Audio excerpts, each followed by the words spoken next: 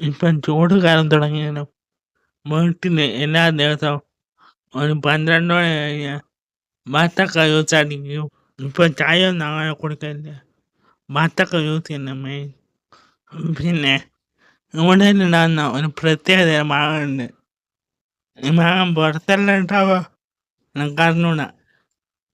ഈ മാങ്ങയുടെ പേര് കടുക്കാച്ചി മാങ്ങ എന്നാ പറയാ. ഈ മാങ്ങ അധികം ഈമ്പി തിന്നുന്നത് കഴിക്കും നല്ല ടേസ്റ്റ്. പിന്നെ ആണ് തോല് ചേർത്തിട്ട് കഴിക്കും. കടുക്കാച്ചി മാങ്ങ കഴിച്ചിട്ടുണ്ടെങ്കിൽ ഒന്ന് കളയാണ്. ഈ മാങ്ങക്ക് നല്ല ടേസ്റ്റാണ്. പിന്നെ നല്ല സ്മെല്ലും. പിന്നെ രാത്രി ആയാലും ഞാൻ ഒരു ക്വാർട്ടർ മന്തി റൈസ് ഞാൻ അധികം കഴിക്കലില്ല. ഒരുപാട് ബാക്കി ഉണ്ടാവും. പിന്നെ ഒരു പീസ് ഇഷ്ടമായി അതും കഴിച്ച് കിടന്ന്